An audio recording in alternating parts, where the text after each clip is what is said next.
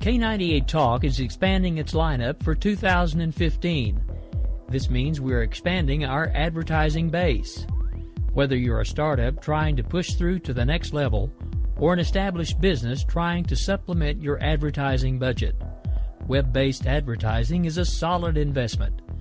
Thanks to Talk's newest partnership with TuneIn Radio and instant access to our sister station, K98 FM, we give you worldwide access at a reasonable cost. Interested parties should email us at advertise@k98talk.org.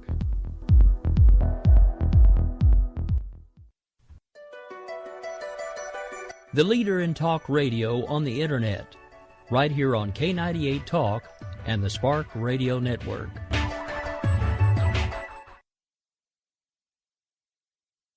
In these uncertain economic times, you've got to do whatever you can to save money. One of our biggest expenses can be our cars, especially when unexpected repair bills hit. Not anymore. If you own a vehicle with less than 130,000 miles, is less than 12 years old, has a warranty about to expire, or even no warranty at all, you could stop paying for car repairs. Roadside assistance, towing, and rental coverage are all included. Don't wait for the next repair. Make one free call right now to see if you qualify. If your vehicle is less than 12 years old, has less than 130,000 miles, even if it's out of warranty, paying for car repairs can become a thing of the past. Call us right now and get your car protected before your next repair bill hits. Get protection and no more repair bills. Call 800-696-1030. Again, 800-696-1030. That's 800-696-1030. 800-696-1030.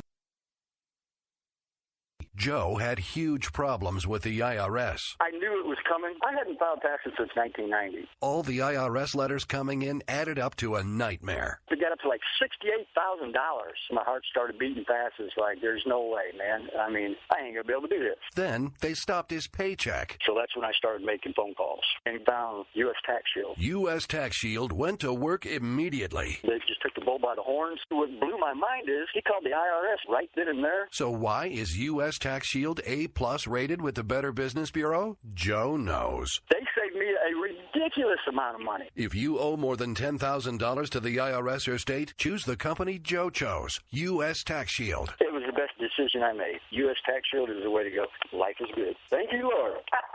Call 800-471-3287. U.S. Tax Shield. Boo-rah. Yes. 800-471-3287. 800-471-3287. We will keep this promise to the American people. If you like your doctor, you will be able to keep your doctor, period. If you like your health care plan, you will be able to keep your health care plan, period. This is the most transparent administration in history. Not even a smidgen of corruption. Fact is, we had 4 dead Americans. What difference at this point does it make? If you got a business, you didn't build that. Oh, welcome to the face. Welcome to the face of the new democracy. Don't expect us to admit a mistake. We're paying off election debts to those on the take. Attorney General's lying even while... It's time to hear the truth about America's biggest challenges. You're listening to America Off the Rails with your host, Rick Robinson. Well, good evening, folks. It's Monday. We've made it through another one. It's now Monday evening. Before I bring over the guest co-host and the guest we have with us today, I just want to give a special shout-out to the Dirty Uncles for providing the intro and the outro and the bumpers that you hear throughout this show. That is a very good song of theirs. If you've heard it and not sure where to find it, you can go to their SoundCloud page, and actually you have the option to purchase it there. So I would encourage you to do so. Now, this evening, of course, this will be a slightly different show than the other 4 nights out of the week. I actually do have a co-host with me because the day job on Mondays officially sucks. So it makes things a little bit easier to have Mr. Jared Day, co-host and producer of Red Nation Rising Radio, joining me. Good evening, Jared. How are you?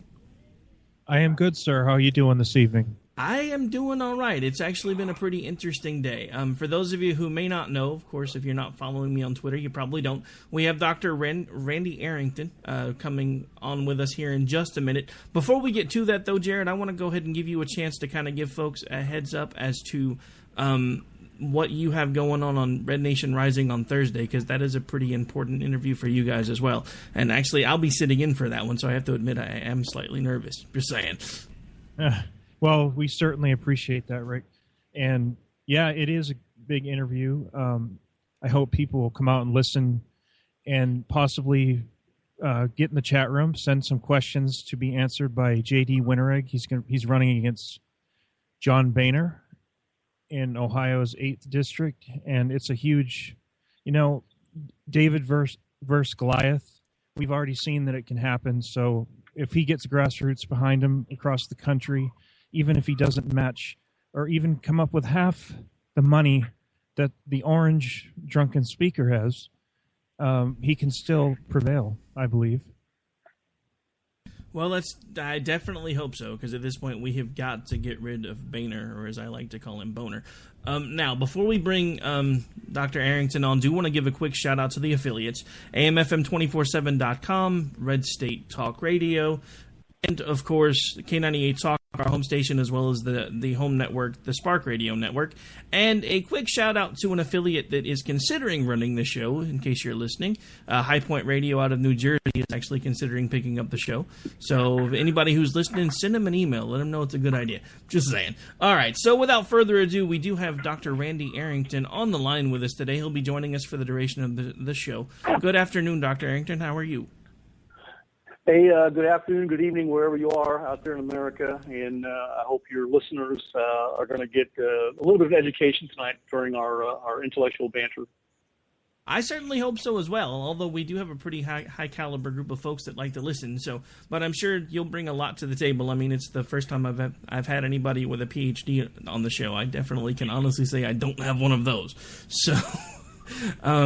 Now you sent me quite a few links. I actually have to admit, because of all the prep time, I've only had the ability to peruse a few of them.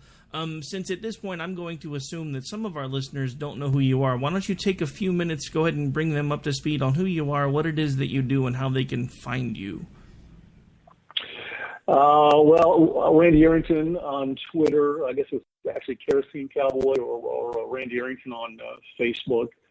And I was a career naval aviator. I flew several different attack jets in the Navy during my career, both active duty and reserve, and I retired as a full commander. I also flew for the Department of Homeland Security, although we called it United States Customs Air Operations in the beginning. And then 2002, 2003, they changed the name to Customs and Border Protection in the Department of Homeland Security. I did that for 21 and a half years. Ended up as the Deputy Director of Air Operations, Air and Marine Operations out of San Diego, and retired from there. Since that time, I have been training U.S. Air Force pilots and other pilots from around the globe to fly the King Air 350 aircraft. I train the Air Force guys to fly that airplane in the war in Afghanistan and the war in Iraq. I also am an author. Obviously, I write scholarly articles. I write the Kerosene Cowboys series of novels, and the first one became a movie. They changed the name from Kerosene Cowboys to Red Sky, but that came out, I guess it was a year and a half ago that it came out, so that movie is out there. And now I'm part of the good people, the good folks at Red Nation Rising, who are this grassroots organization created by James Lystack, basically out of a Twitter account. And now we're huge. They're huge, and I'm glad to be honored to be a part of that, because we need to light a fire underneath the conservatives and stop being playing nice with everybody, because our nation is in dire jeopardy right now. We have to save it. You know, it's interesting that you bring that up, because I happen to agree with you. I actually, especially after this last round of everything that went on with TPA, TPP, and the fact that it seems like we have the folks that are claiming to be conservative at the Capitol basically selling themselves on street corners like cheap hookers.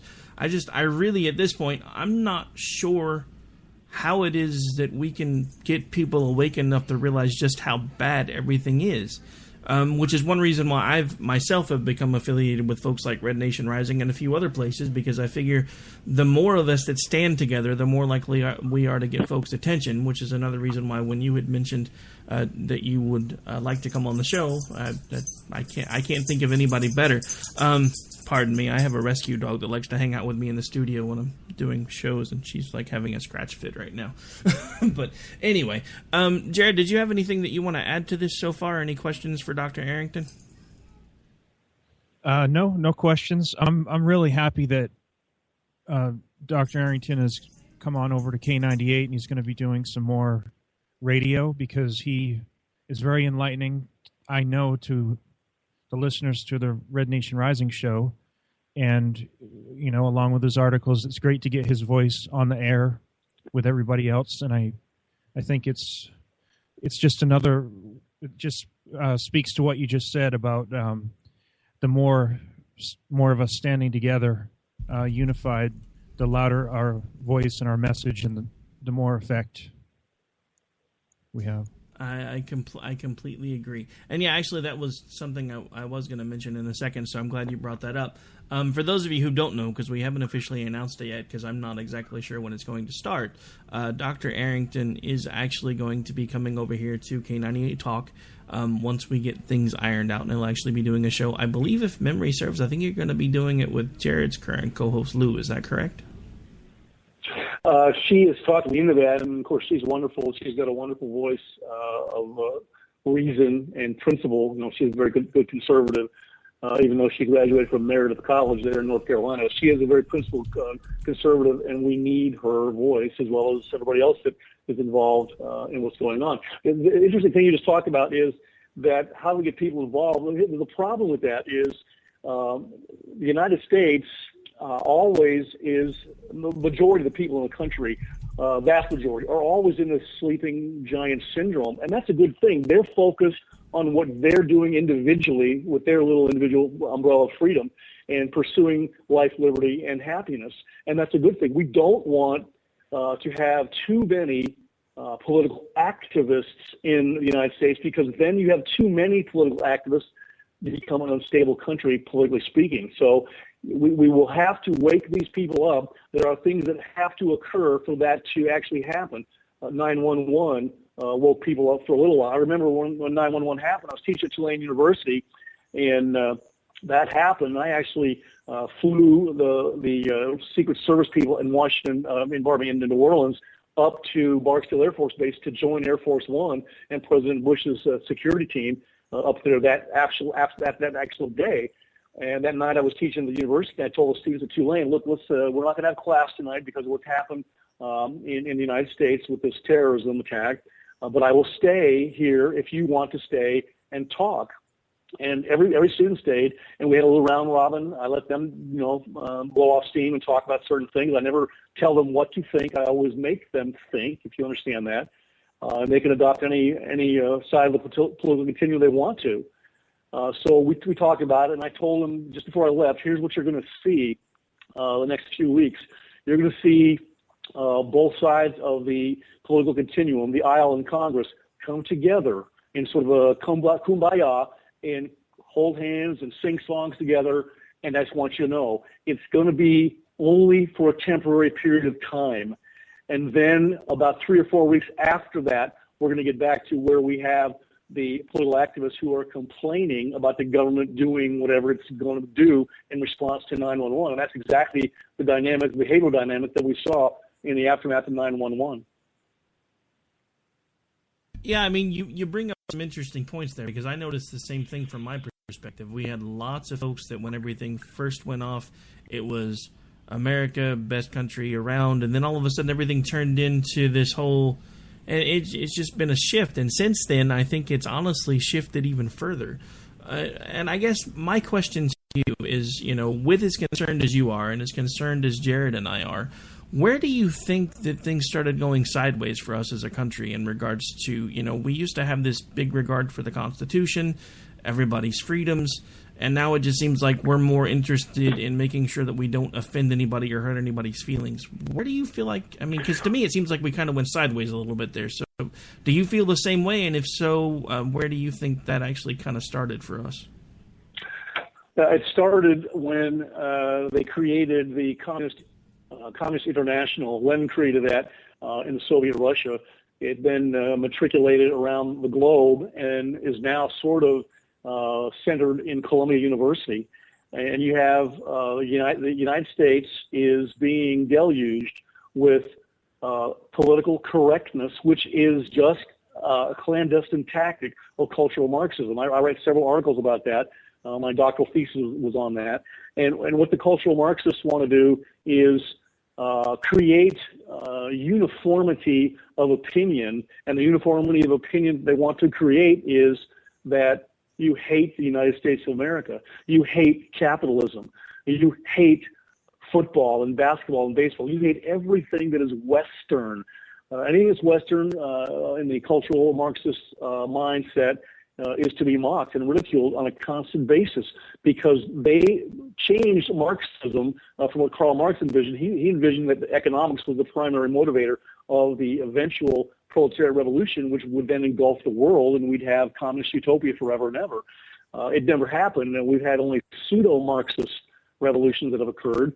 And what the cultural Marxists decided, people like Lukács and Marcuse, they decided that it wasn't economics that was the primary motivator of a communist revolution.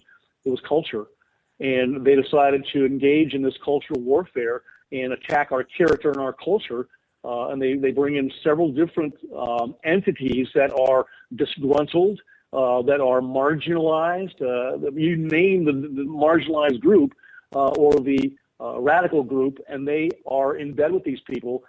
Some of them don't even know it. Some of them are witting accomplices to communist revolution, and some of them are unwitting accomplices to Marxist revolution, because they're so good, they're so adept at making people, blaming somebody for their problems, which is exactly what Hitler and his regime did in Nazi Germany. They blame an enemy, a hobgoblin, which is usually imaginary, and they say to you, you give us the reins of power, all power, and we will exact a just revenge against those, your nemesis, in your favor. And you got a lot of people out there that have sort of a loser parasite mentality, and I say that with all honesty, because that's true, that are easily bought off into this type of cultural Marxism. And if you get enough people that will buy this, then you eventually, in the minds of the cultural Marxists, have an unstoppable communist revolution, which will spread worldwide. And that's what's happening right now. Cultural Marxism is to blame for the majority of our problems in this country. They changed the names of their affiliation: Democrats, progressives, liberals, you name the term. They're actually communist Marxists. And some of the people know this. Some of them don't know this. I think I call Mr. Obama an Islamo-communist sitting in the White House. He is a Muslim, simultaneously a radical communist as well. So is Mrs. Clinton. She was her mind was raped, if you will, by Saul Alinsky and her professors when she went through school. And she is a communist as well. And we need to make sure that we can ignite a firestorm under our rear ends in this country, even on the left, to make them understand our country may not survive until 2025. Well, yeah, I mean, you bring up a lot of good points there, and this is coming from someone who actually has a little bit of perspective when it comes to that type of stuff. I actually do a show with a liberal co-host who actually happens to be a fairly young teenager. And the thing that I've noticed, and I don't know if you've noticed it as well, but if you get to the point where you start talking to people that are pretty much about 28 or younger, they're all for socialized medicine, government programs. So what concerns me is when it comes to the youth, I think we are severely losing the battle when it comes to trying to help them understand the difference between what capitalism truly is and what socialism, which is basically just communism light, is. because they see capitalism as completely evil now because of the fact that it has been kind of twisted in this country. So they look at socialism, which will at some point most likely lead to some form of communism, as a saving political entity. And it just seems like no matter how many times I try to point out that in socialist countries you don't have the type of freedoms that we have here, and one of the reasons the programs work for all of these other countries that everybody wants to talk about is the fact that the populations are so much smaller and they have strict immigration controls and immigration laws, and it's hard to get into those countries because of the fact that they have all of these programs that they have to pay for, and they have all of these insanely high taxes that are paying for all of this stuff. And it just seems like no matter how hard I try, I lose the argument with anybody below about the age of 28, and that concerns me. Well, you said something. You said something that's very, very astute. That socialism is the transition stage to full-blown communism. It takes, if you know anything about Marxist theory, it takes about 2 generations, so let's say 40 years, to human re-engineer the population. This is something that Stalin was attempting when he had the reins of power in the Soviet Union. But it takes about 40 years to human re-engineer these re-education camps. You've heard of that term. Re-educate people's minds into accepting communism. Now, let me tell you something about this. This is what I teach my students. Communism only works in 2 places: in a faculty lounge where educated fools dream of having it, and in hell where condemned fools already have it. That's the only 2 places communism will work. Trust me on this one subject. That's a pretty good analogy there, because I tend to agree with you. It looks great on paper. It fails in practice. And the thing about it is, and that's the thing that I don't think I've ever been able to get anybody to understand, they're like, well, socialism will work. And they don't understand that socialism is the precursor to communism. The only real difference between socialism and communism is one is done through legislation, the other is typically done through violence, and eventually they both become the same thing. And no matter how many times I try to explain that to people, all I get told is that I'm an idiot and I don't know what I'm talking about. And I'm like, okay, well, this conversation's pretty much over. Well, let me analytically tell you something about the United States and our electorate. Viewed from a political perspective, there are 3 kinds of people in American society today. There are those people who retain their individual freedom and they know that they're free. Then you have sort of a middle stratum. You have those people who do not retain individual freedom, and they know fully aware that they are slaves and that they're not free. And then you have those people who do not retain individual freedom in our society, but they don't know that. They don't know that in reality they are slaves and they are not free. And let me tell you something, Rick, this last group of people is the most dangerous group in our society because, to use a biblical phrase, they know not what they do. Yeah, I mean, that's pretty much the crux of it, isn't it? We have one of the most intellectually educated societies, but at the same time, they're the dumbest common sense people ever. I mean, it really is.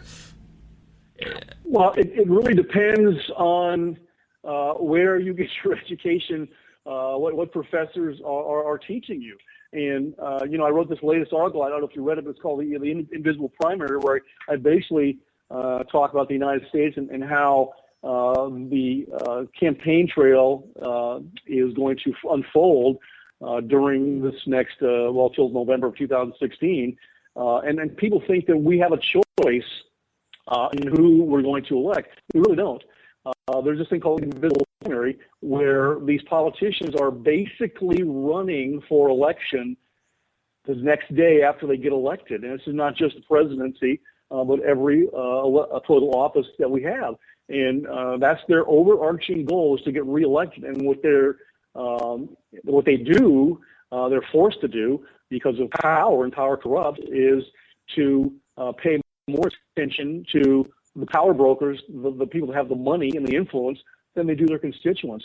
In reality, the people that are elected and the big donors that give all the money and the people that run the parties, they hate the regular citizens, us and the grassroots, because they're forced every 2 years or 4 years to come to us for our ballot box verdict. We're the jury. We're the ultimate arbiter of power if we use that right. That's what we were taught by John Locke, that the people are the ultimate reservoir of power, but we don't often use it enough. We give it to other individuals who then take advantage of that loan of our power for their advantage and not ours. So that's a big problem in the United States. We want to say that we have a democratic constitutional republic. This is what I teach my students. We don't. We have an oligarchy that self-identifies as a democratic constitutional republic. You bring up a good point, because I actually, again, like I said, I do a couple of shows here and there that have liberals involved, and that's one of the words they throw around a lot, is that the United States has become an oligarchy. Do you feel that it's always been one and we just told ourselves otherwise, or has it really gotten worse over the last few decades? It's gotten worse. It's probably started when Wilson was president. He was probably really the first aggressive progressive. I think Teddy Roosevelt was probably involved in there too, but more on the right side. You do have lefty progressives and rhino progressives. I call the rhinos liberals who self-identify as Republicans or conservatives, and they really aren't. I've had several conversations with John McCain, senator in Arizona. He and I flew the same two airplanes in the Navy, him several years before I did. And I used to fly him now in U.S. Customs airplanes in the border there in Arizona. And we had several conversations, and he was trying to pick my brain. And I knew right away that this guy was all for complete total amnesty based on what we talked about. And I told him, I said, sir, you're completely delusional. And I love him to death as a brother in arms, naval aviator, but I tell him all the time, you need to retire because you have lost it, sir. We always be very respectful, but I'm telling you the truth, kind of like Donald Trump. I'm telling you the truth, and then, of course, I'll have to endure the inevitable consequences. People like Jared and Lou kind of watch my back, and I watch their back as well. And tactical naval aviation, we call that checking your six, or I've got your six. I'm going to protect you from harm, both visible harm that comes at you and the invisible, unseen harm that comes at you from the rear. That's called protecting your six, and I do that with them, and they've done that with me several times. I appreciate it. As do the Red Nation Rising Patriots, Rick. No, I mean, yeah, they're really good at that, and that was actually, for once, I finally had the chance to return the favor when Jared was attacked the other day. Speaking of which, I never got a chance to mention this when we were talking about it while I was running everything for the pre-show, but you had mentioned how you had been blocked by that certain individual before you could ever say anything. I was allowed to get at least one sentence into her, and then she blocked me. I politely said, hey, if you've got a problem with one of my hosts, we should probably talk, and then I was blocked when I went back to look. So yeah. Well, I was alerted to that. I have other things, other irons in the fire that I'm working with. I can't constantly, be on social media. But my friend and Jared's friend Lou Esposito is the one that alerted me to that, and I immediately went there and saw what all the buzz was about. And it was kind of a heinous attack on Jared. And so I looked her up, and then the next day I found out I was blocked. I didn't even do anything. But that's okay. That doesn't bother me. But let me tell you something about the people of the United States. We retain our individual sovereignty so long as we do exactly what the elites want us to do, and that's a problem. And people don't know this, and we need to start speaking out and letting them get the proper, rational, conservative education that they've been sorely lacking. With those knucklehead communist professors. And I ran into them all the time at UCLA, Tulane, wherever I taught, and they pretty much couldn't stand me. You know why? Because I speak the truth like a man, and then I endure the consequences. Truth is power. Never forget that having access to truth and boldly proclaiming it with courage and conviction, that is power. But you're going to be vilified by the left, because the truth exposes their deceptions, exposes their hypocrisy, and exposes their lies. Very good points. And I to typically try to basically give folks the truth as much as I can. Sometimes they definitely don't want to hear it, so I have been attacked quite a bit on my own, especially recently, as this show and the networks that it's affiliated with seem to be gaining in some pretty big popularity lately. I have been getting a few more emails about how, again, I wear tinfoil hats, don't have any idea what I'm talking about. But it is refreshing, honestly, to hear somebody talk about the fact that we are pretty much an oligarchy anymore. I guess my question, and then we're going to have to take a quick break, my question to you is, are there any steps you can think of off the top of your head that we can do to start reversing that trend? We need to get more and more people to join Red Nation Rising and listening to you guys. And, you guys are at a different level of communication than the Hannitys and the Limbaughs and the Levins and that sort of thing. But it's a tremendous opportunity to educate people. I never had anybody walk out of my lectures at UCLA or Tulane or LSU, wherever I taught, because I allowed them to, give their point of view without interrupting them. I let them speak. If they want to give me a libertarian argument or a mega leftist argument or speak highly of communism, I allowed them to do that and allow the other students to hear that and turn to each other during our discussions with me sort of like a moderator and let them discuss it amongst themselves. And that's the way that I guess, endeared myself to my students. I walked into class, I would tell them, look, I'm not going to try to put my brain into your head, students. I'm going to force you to think and use the analytical part of your brain, which a lot of people don't want to use because it takes work, and they appreciated that.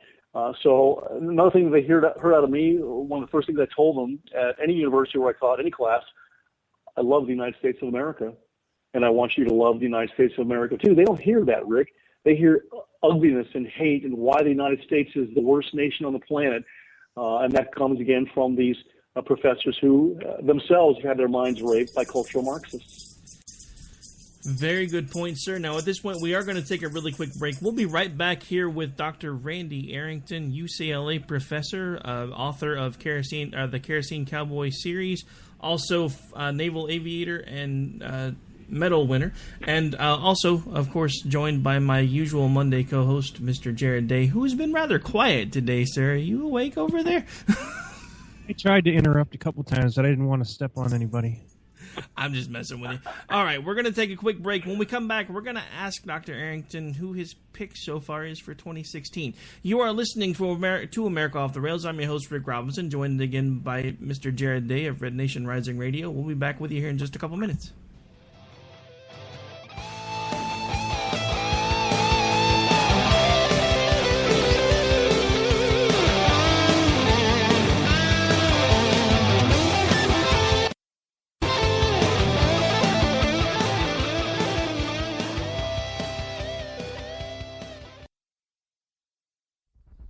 A show that will change internet radio as you know it. Okay, so let's talk about the story, which I think is hilarious. I'm just going to refer to it as the poop plane, because, what else are you going to call it? But there was this plane, okay? It took off. It's the British Airways. They were going to Dubai. I have a hard time pronouncing that one. It was British Airways? It wasn't Jet Poo? It was. Couldn't resist. I'm sorry. I like it.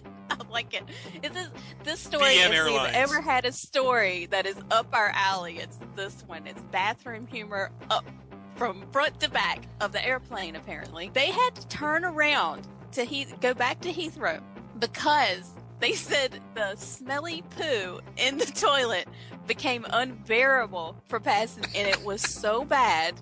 They decided it's so bad that they had to turn around and go back rather than continue their flight. They decided that there wasn't enough Febreze, there wasn't enough anything to handle this. Maybe they should see a doctor. Is there a GoFundMe for this guy? It must be a woman, because a woman's going to be mortified and embarrassed. If this is a guy, you know that he's out there on Twitter and everything else saying, dude, I took down an airplane with how bad that I laid it down. There wasn't a woman who flew on jet poo. She ate so many burritos she didn't know what to do.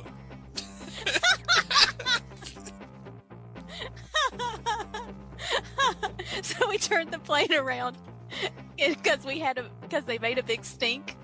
We've just made it into a haiku at the end, but there had to be something. Real Serious Nonsense, Mondays, 9 p.m. Eastern Time, now on K98 Talk.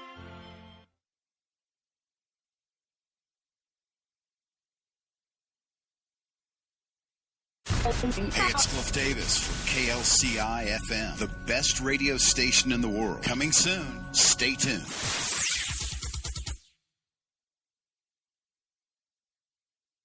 We will never fully understand what we've asked of our military service members or their families, asking them to put themselves in harm's way, to endure it all. But we do understand that it's our turn, our duty, to keep them secure for the rest of their lives. Wounded Warrior Project long-term support programs help our most severely ill or injured veterans live independently, at no cost, for life, so that they might stand at ease. Join us at findwwp.org. Are you conservative in a world of liberal? Yep. Mm-hmm. Well, you're not alone. Hey, I'm Daniel Stafford, host of the Stafford Voice, and I'd like to invite you to tune in each Monday, 10 p.m. Eastern, where I'll break down the events of the week, and together we'll learn about how they affect you. So, sit back and get ready for the good, the bad, and the ugly of talk radio right here on K98 Talk.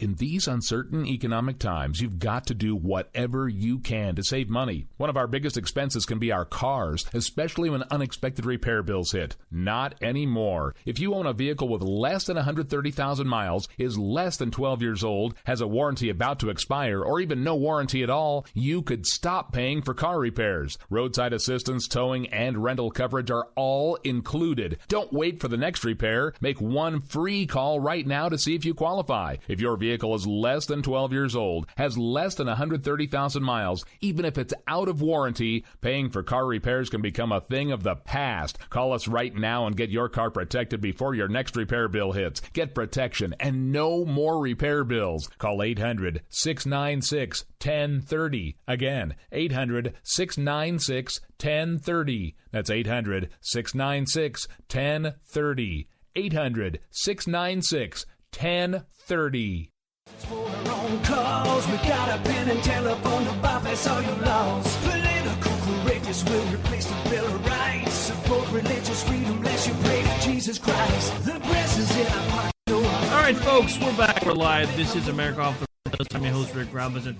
All right, and we are still, of course, joined by Mr. Jared Day, my usual Monday co-host, and we, of course, have Dr. Randy Arrington on the other line, UCLA professor, also naval aviator, and author and actor. So I didn't get a chance to say this earlier, but you are probably one of the only people that I've met that can actually say that they are a jack of all trades, and it actually be a good term for once.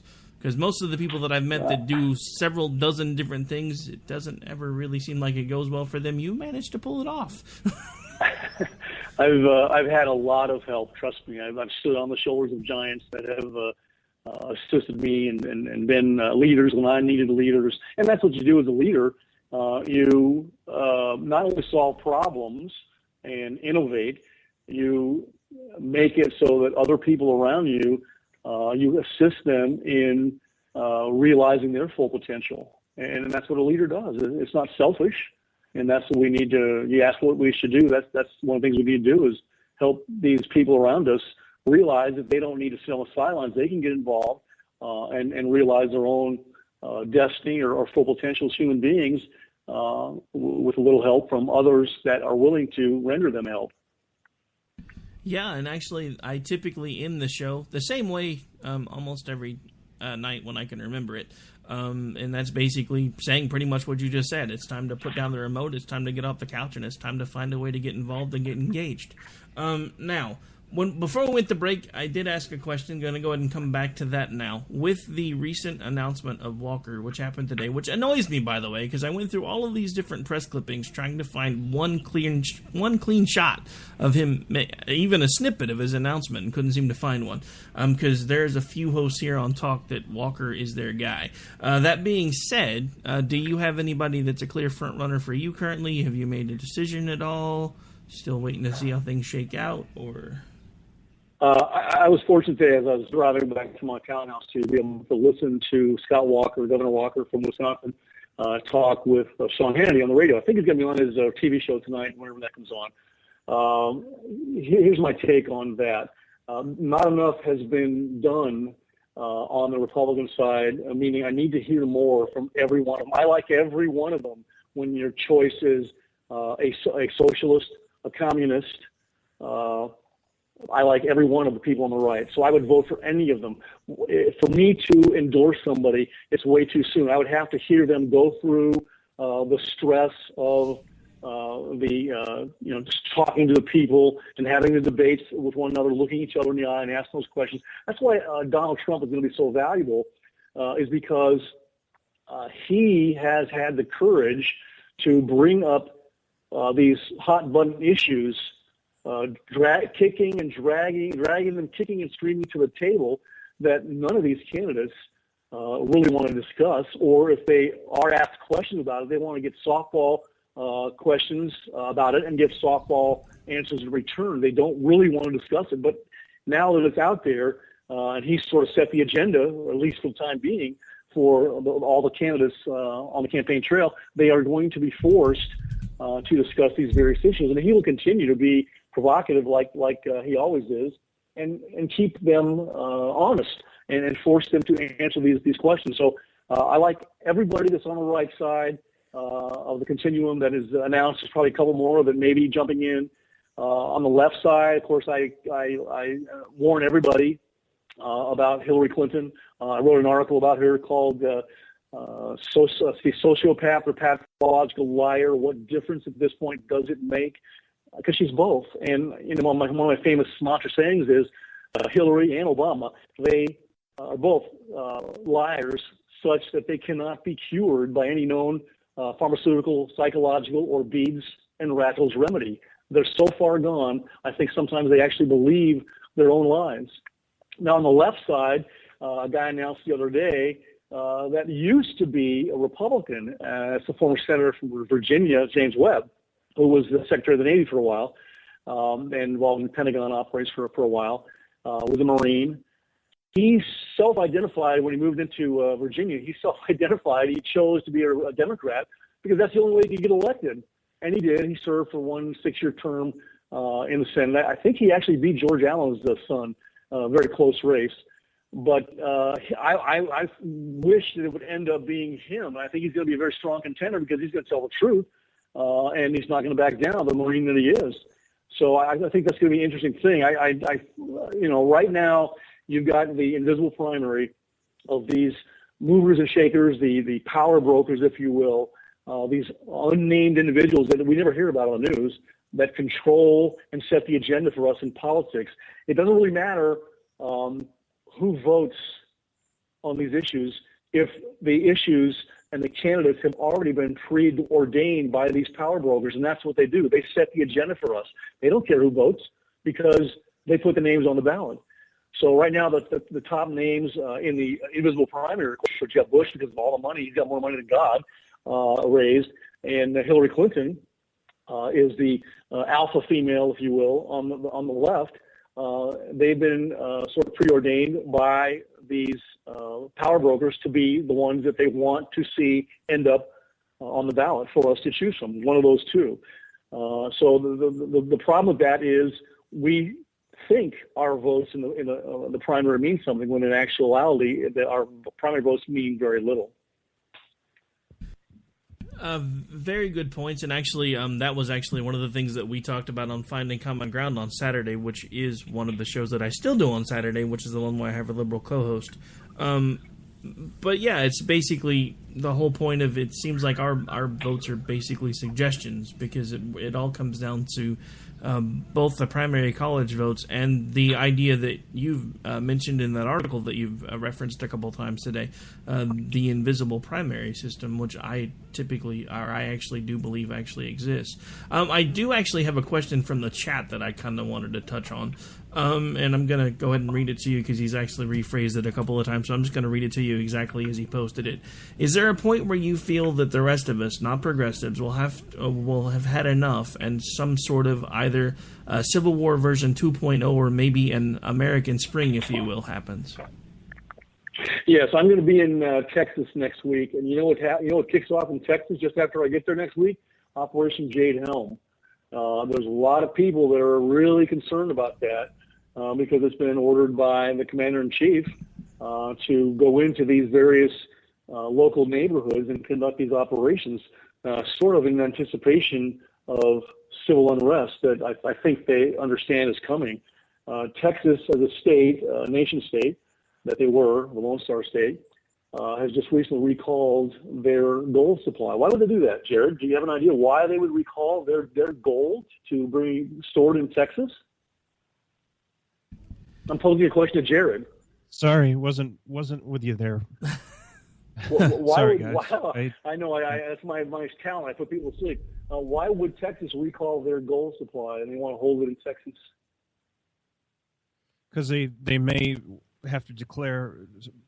They may have to secede if there's some sort of martial law on a federal level, or they go in. Right. Texas is a hot zone, just like Southern California near the border. There's a couple other hot zones, and state sovereignty. Texas is, they're number one for a sovereign state. I'm in FEMA 9, and let me tell you, I'm the same as you, Dr. A. I'd be going east real quick if the shit hit the fan. Let me tell you. I predicted this before. I think that Texas, and I consider myself an honorary Texan. I've lived in 4 cities in Texas. My Texas people laugh when I say that, but I think that Texas will be the first, if it comes to this, and it very well may come to this, Texas will be the first to secede, followed pretty shortly thereafter by several different nations who want to protect their individual sovereignty against the encroachment, the unconstitutional, unlawful encroachment by the federal government. And I think Texas will be first and sort of be the avalanche, leading the avalanche on the way to secession. So, yeah, I can see where it would occur. I often ask my Air Force officers, my pilots, when I'm training them, sort of off the side, so what would you do if you received orders to fire on American citizens? What would you do? And the majority of them said they wouldn't do it. I tell them all the time, you do not have to follow an illegal order. You do not. You only have to follow legal orders from those appointed above you. That was the oath you took. And the basic oath you took was to protect and defend the Constitution of the United States of America against all enemies, both foreign and domestic. This country will never, ever be destroyed or fail because of an external threat. If we ever lose our footing as the United States of America, and I believe we're the shining hill that God talks about in the Bible, we will collapse because of an internal threat, because of heinous treason. And that's the only way I believe that we'll ever lose our footing as a nation. And it's heading that direction right now. It's interesting. I'm sorry. Go ahead, Jared. I didn't mean to cut you off. Was it Khrushchev or Stalin that said if they were going to take us out, it would be from within, and they would start with education, but they would destroy us from within, not in war. I believe it was Stalin, was it? Yeah, it was Stalin. That basically came from Lenin and Trotsky and some of the other Bolsheviks. But yeah, that's exactly what he said, and it's so true.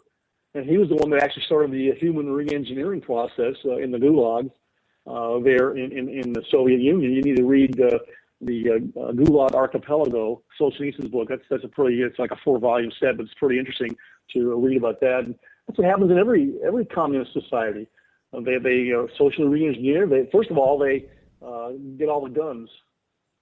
We have 320 million people in the United States right now. We probably have at least that many guns, I would say, in the United States. I got 5 in my house right now. There's 22 million armed veterans. 22 million armed veterans, and there's I wish I could pull up the stat real quick, but it is a incredibly significant amount of firearms, and you know that the Tree of Liberty will be refreshed with the blood of patriots if they come for those guns. It's going to be real ugly everywhere. Right. Jefferson said that the Tree of Liberty must be refreshed from time to time with both the blood of patriots and tyrants. And they knew this. The founding fathers were brilliant. They were flawed men, like everyone, like all of us, but they were brilliant. And we need to understand that document that they created in 1787 and they signed into law 1789, the U.S. Constitution, is a brilliant governing apparatus that still governs us in the nuclear age, in the selfie age, whatever you want to call this age we're in right now, brilliantly, if you just adhere to it, revere it, and love it. But the cultural Marxists have tried to convince people through the educational process that it's a living document. It's a flawed document. We need to change it. And some of the recent SCOTUS rulings are ludicrous. And I think that they probably, like the Chicago way, which Mr. Obama's used to, I think they've got some sort of ammunition to get these people to vote for them. Roberts, there's no way he should be voting for this stuff. Absolutely no way that he should be voting for this stuff. I think he's being blackmailed. And if he was sitting here having lunch with me, I would tell him, sir, you're blackmailed. I'm telling you, Obama's putting that NSA wiretapping and everything else to really good use. There's no other explanation for all the weird crap that's going on right now. He's got dirt on just about everybody at this point, I'm pretty sure. Definitely on Boehner. Now to backtrack for just a moment, because something I want to go back to. You'd mentioned the fact that Texas has recalled their gold and all that stuff. Let me tell you something here in Oklahoma that made the hair on the back of my neck stand up when they made the announcement. We had a farm team here for one of the teams in Texas for baseball. The farm team was housed here. This same time last year, Texas made the decision that all of their farm teams were going to be housed internally inside of Texas. So as of now, our farm team has been sold off. It's been recalled to Texas, and now the branch that we have here is now part of the LA Dodgers out of California. That was one of the first things that really made me think that, everybody makes fun of Texas, and they keep saying there's no effing way that they're ever going to secede. I'm telling you, I think they're already working on it, because why else would they have made some of the moves that they've made? There are no longer any farm teams in Texas, and now the gold's been recalled and everything else that's going on. I think we're a lot closer to starting to have a splintered nation than anybody wants to realize.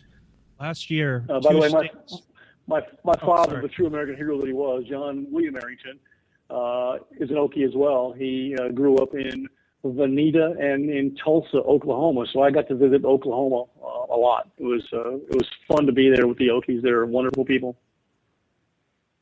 We try. I hope that's not offensive to call you an Okie. But that's no. A lot of folks actually considered an offensive term because that's what a lot of the folks during the Depression, when they fled out west, that's what they got called. To me, it's the same general idea as the whole flap with the Confederate flag. That stuff was all reclaimed a long time ago by people that were actually fighting for civil rights, which is another reason why I don't understand all the flap about it, because to me, none of it makes any sense. But that's a topic for another day. Yep. I just pulled up an article I wrote a couple years ago. We talking secession, Wisconsin and one other state within the GOP. They wanted to secede. This was 2 years ago, and within the GOP, they decided no, they wouldn't go ahead with that. Especially after that last election. I think every time I went to whitehouse.gov, there was another petition from another state that was like, we should secede. And then, of course, the president never answered any of them, even though a lot of them met the criteria. So in fact, met the criteria that he actually raised the criteria for whether or not the White House was technically required to respond, which I thought was interesting. Yeah.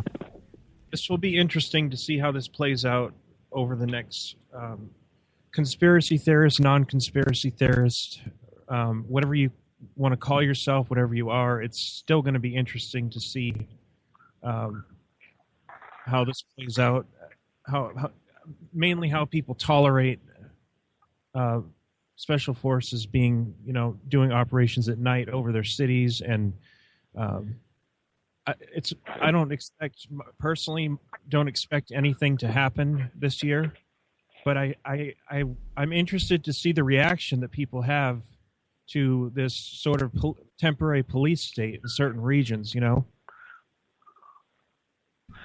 I'll be there monitoring it next week, and I'll be reaching out to you guys and letting you know what I see. And I'm not afraid to step out there in front of those guys. I mean, they're still my brothers in arms, and I'll let you know what is actually happening on the ground. How about that? Actually, that is a great idea, and I would ask that you do that, because honestly, I'm just now starting to delve into the whole Jade Helm thing, because for the longest time, I didn't really have the time to look into it. The more I look into it, the more freaked out I am by it. It'll be nice to actually have somebody there while it's going on that can tell us whether it's as bad as it sounds, or... Yeah.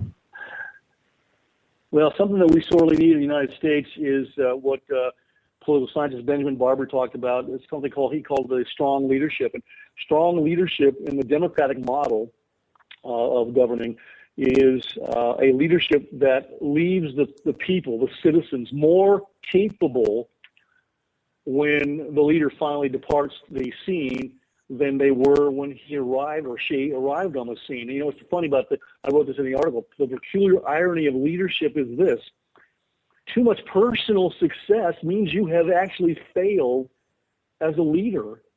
You don't want too much personal success. Again, you want to help other human beings realize their full potential. Unfortunately, in the United States, we are sorely lacking in these types of patriotic statesmen and true mentors that would mentor the body politic. That we don't have many of those in the United States. Tomorrow night in Arizona, State Senator Kelly Ward is going to announce her primary against John McCain. We just found out Matt Salmon is not going to primary McCain, so she will be the primary opponent. She was on our radio show. She is quite a stateswoman. As you speak of a person like that, she's a doctor, and I hope that it catches fire nationwide and the country gets behind her, because, as much as you have respect for John McCain as a fellow warrior and aviator, that's good. But as a civilian here in Arizona, he's, for his last 3 or 4 terms, he's really damaged the representation he's had for us and the entire country. So look for this Senator Ward from Arizona as she takes on McCain, and I'm hoping that, if you talk to other friends, you spread the word about her, both of you guys, Most definitely. I will do so, yeah. At this point, McCain's definitely on the short list of got to get him the hell out of office, right there next to Boehner. So, yeah. I mean, I lost all respect for McCain during his last run-up when he was like, vote for me and I'll fix the fence. And then as soon as he got elected, he's like, yeah, what fence? I'm old. I forgot what I said. I joined the gang of 8 instead. Yeah, pretty much. Ted Kennedy. Before we go on, do a shout out to my naval aviator friends and basically the Navy in general, because in the United States, the Navy is the tip of the American sword. When America goes into harm's way, it's our Navy that is always the first in and the last out. So bravo Zulu to all of my Navy buddies and naval aviators out there. Yeah, I was actually just about to give you an opportunity to do that, and I do also want to thank you for your service. I hadn't done that yet, so I definitely want to get that in there. Again, in closing, Dr. A, why don't you let folks know how they can reach you should they wish to correspond with you, and let them know some of the different places where you are publishing writings and all the other things that you've got going on. What's ironic about whenever I appear on a radio interview or write an article that's published by Jared Red Nation Rising, I get trolls that come out of the woodwork to attack me And it's okay. I can, speak the truth and endure the consequences. But, you can find me, Kerosene Cowboy, on Twitter, or Randy Arrington on Facebook. And I'll use my buddy Lou Esposito to run interference for me to make sure that she's got my 6 because I have her 6. It's interesting. The tragedy of life, Rick and Jared, is that we get old too soon and we get wise too late. Ain't that the truth? Because that's exactly how I am unfortunately starting to feel. All right, Jared, as we bring everything to a close, why don't you remind everybody where they can find you should they wish to correspond with you, and give them a quick recap of what's going on Thursday again. I am at rebootingliberty.com. You can get me through that site. Everything is linked up there. Daily news coming out every day. And Thursday night, 8 p.m. Eastern, we have J.D. Winteregg joining us. The man that will take down the speaker. So I hope you can come on over Thursday, 8 p.m. in the chat room, and hopefully you get to ask JD some questions. All right, and actually before that, you'll actually be with me for a half hour. And who are we going to have for a guest during that segment? Oh, we got Governor John Sununu, right? Well, yeah, that's the second half, but I know we've got a guest scheduled for the first half too. Yeah, we have Eric Carr. He's recently started the Eric Carr Show. He's on YouTube. He also contributes to rebootingliberty.com and his own blog. He's an Army vet, libertarian guy, loves America, great voice. Definitely tune in for that. Meet Eric. All right, and yeah, the big announcement, which I wanted to say for the last second, just to make sure that everybody had to stay tuned for the whole show. Jared did actually just announce it. We will have Governor John Sununu, author of The Quiet Man, also former chief of staff to George Herbert Walker Bush, will be here with us in the bottom half of the show on Thursday, right before we change gears, and I had the honor to fill in on Red Nation Rising Radio. So Thursday should be a really great night for radio. Not that Tuesday and Wednesday here on K98 Talk aren't any better, but it just does go to show you that for those of you that tune in on a regular basis and you tell everybody about us, you are starting to help us make a difference. I have so many contacts now for interviews and folks that want to do guest spots that I'm having difficulty keeping up with it all. I'm not complaining, so keep doing what you're doing. All right, folks, that's going to do it for this particular episode of America Off the Rails. I will be back with you live tomorrow night. So don't you go anywhere. We'll be right back. Now, here in just a second, you're going to hear a replay of the Right War with Liz and Taylor, and then after that, you will have Red Nation Rising Radio, and then Daniel Stafford with the Stafford Voice. This is America Off the Rails. I'm your host, Rick Robinson. You guys have a great night, and thanks for tuning in. You